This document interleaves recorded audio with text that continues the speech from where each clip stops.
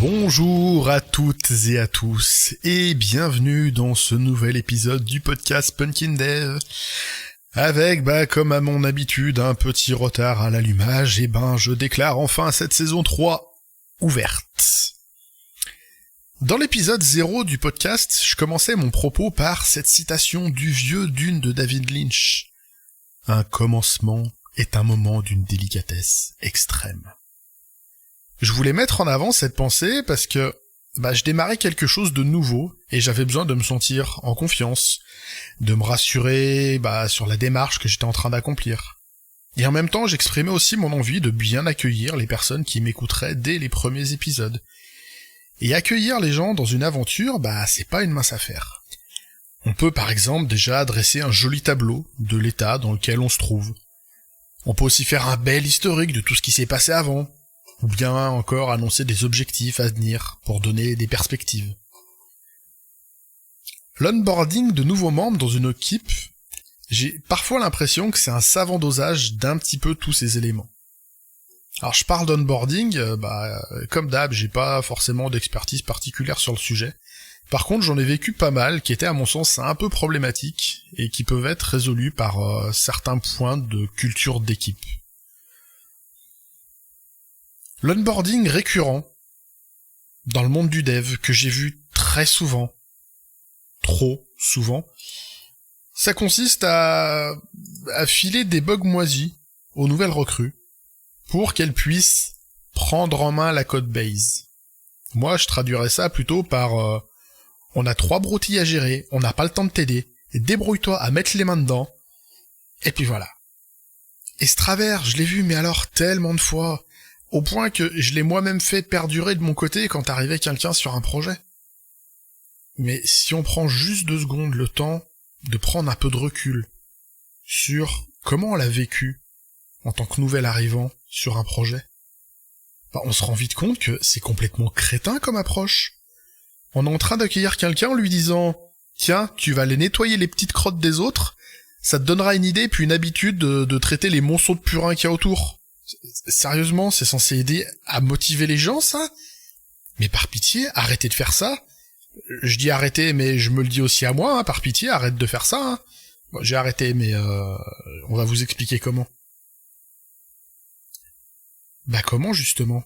Comment on fait pour pas faire ça ? On peut filer des bugs simples à corriger aux gens. Mais faites-le en vous asseyant à côté des personnes pour le faire avec. Il y a un bug ou une régression notoire qui a émergé récemment, faites la correction en pair programming.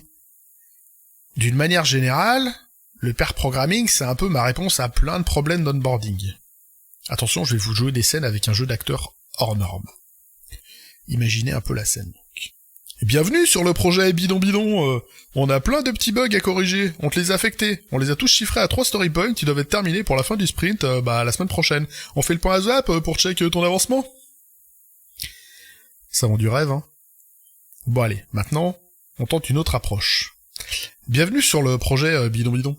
On a foiré un peu notre dernière livraison, va falloir corriger des bugs. Je te propose de venir les faire avec moi, comme ça je pourrais t'apprendre à naviguer dans certaines parties un peu datées de la codebase, d'autant que ça presse un peu, on a un peu de pression délai, donc plutôt que de te filer ça tout seul, je te propose de venir voir, on le fait ensemble, on devra arriver à le faire rapidement et au moins t'auras vu comment ça se passe. Bon, la formulation est ultra biaisée évidemment, mais vous signeriez pour quelle approche ? Très clairement, le pair programming va grandement améliorer la vitesse et la qualité de votre onboarding. En plus, vous aurez votre nouvel arrivant qui va produire tout de suite en fait. Et ça risque de lui faire plaisir de se sentir utile. Et en plus, ça fera plaisir au management d'avoir quelqu'un qui produit dès le premier jour, c'est quand même assez rare. Au passage, si le pair programming fonctionne pour l'onboarding, ça fonctionne aussi hors onboarding. Dès que vous avez des devs qui ont envie de tacler des problèmes à plusieurs. Et dans l'autre sens, si vous avez plusieurs personnes à onboarder en même temps, il est grand temps de passer sur ce qu'on appelle du mob ou de l'ensemble programming. Pour faire simple, c'est comme le pair, mais à plus de 2. Alors si on veut le faire exactement comme il faut, il y a quelques petites règles à respecter. Déjà, il faut un seul setup technique pour toute l'équipe. Ça veut dire un clavier, une souris, souvent on dit un écran, alors peut-être 2 s'ils sont pas très grands, de la projection assez grande pour que tout le monde voit bien ce qui se passe. Ensuite, la personne au clavier va changer régulièrement, toutes les 3, 5, 7, 9 minutes, ça c'est à l'équipe de décider, et d'ajuster quand elle sent que ça va pas. Pour ça, je pense que c'est une bonne idée de le contraindre assez fortement. Sinon, on risque assez vite de se laisser happer par la tâche en cours et puis de s'oublier un peu et d'oublier ce rythme-là. Il y a un peu de rigueur à avoir. Enfin, la personne qui est au clavier est au final celle qui va réfléchir le moins.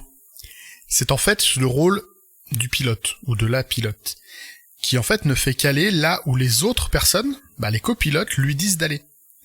Et ce qui est intéressant, je trouve, avec cette pratique, c'est qu'on va alterner les rôles de pilote et de copilote, ou de décideur et d'exécutant.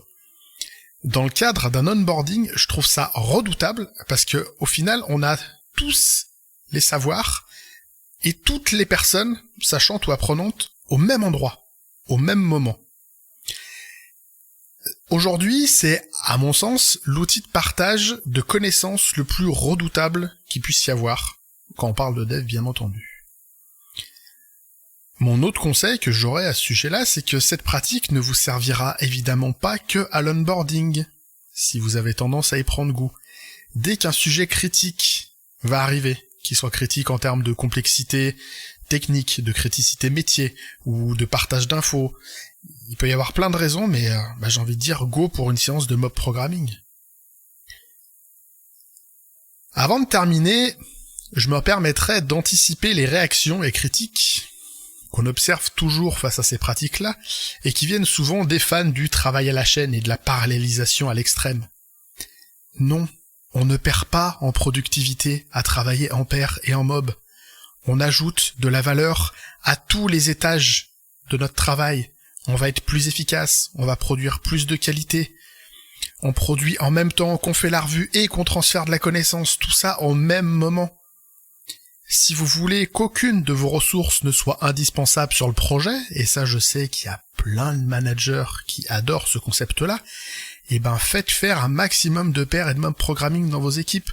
Vous n'aurez même plus à vous poser les vieilles questions type « Et comment on fait quand machin il est pas là ? Oh flûte, machin truc, il s'en va, comment on va faire ? On va galérer ?» Toutes ces problématiques, elles seront toutes ou partie taclées en avance grâce à une seule pratique, le fait de se mettre à plus de une personne derrière un écran. Dans l'autre sens, en tant que personne onboardée, si vous l'êtes à un moment, n'hésitez pas à demander des sessions à plusieurs si personne ne vous le propose. Toutes les équipes connaissent pas forcément cette pratique, ça leur fera l'occasion de le découvrir, et vous, ça vous permettra d'apporter quelque chose de nouveau à l'équipe, ce qui est à mon sens toujours positif. Donc bref, pour onboarder des gens, essayez de pas réfléchir au dernier moment comment ça va se faire, ça se prépare un minimum, et idéalement, si d'un point de vue culturel vous avez déjà des choses en place, ça pourrait carrément simplifier tout le process. À la base, je voulais ici parler aussi de documentation vivante qui peut être utile, très utile à l'onboarding, mais mon sujet est déjà pas mal rempli, et puis la documentation vivante, il faudrait que je ressorte le bouquin de Cyril Martrer qui s'appelle Living Documentation, et j'aurai de quoi en remplir plein d'épisodes, donc je pense que je ferai ça plus proprement une autre fois. Voilà, le sujet est déjà bien rempli ici. J'ai pas non plus évoqué la partie administrative et matérielle de l'onboarding. Mais si au moment où vous êtes recruté, ou vous recrutez quelqu'un, il faut 10 jours pour obtenir une machine et des accès aux outils internes, avant de penser au pair programming, travaillez déjà là-dessus, quoi. Ça évitera à vos recrutés de repartir, dès qu'ils arrivent, quoi, ou au moins d'en avoir envie. On peut aussi ajouter, un petit tour pour présenter l'équipe, les locaux, aux nouvelles têtes. Et puis un semblant de team building, ça serait quand même pas mal, juste, je sais pas, moi, en partageant un repas, voir ce que les gens aiment bien faire pour se connaître, un espace de discussion où les gens pourront parler un petit peu d'eux hors travail. Je trouve ça toujours sympa. Et voilà, ça, c'est fait. Le podcast fait donc sa rentrée en solo avec juste moi, mais de nombreux invités sont à venir. Enfin, j'espère, si j'arrive à les organiser, on verra. Comme d'habitude, comme je le dis depuis plus d'un an, si un sujet vous tient à cœur, n'hésitez pas à venir m'en parler sur les réseaux, que vous vouliez en entendre parler ou que vous vouliez vous-même en parler. Si vous voulez en parler, ça sera avec plaisir que je vous ouvrirai le micro. Si vous voulez en entendre parler, soit j'ai des choses à en dire, soit on tâchera de trouver ensemble une personne qui pourrait venir causer de ça. Il me reste donc à vous souhaiter une excellente rentrée 2022-2023 avec quasiment 2 mois de retard, mais ça c'est pas grave.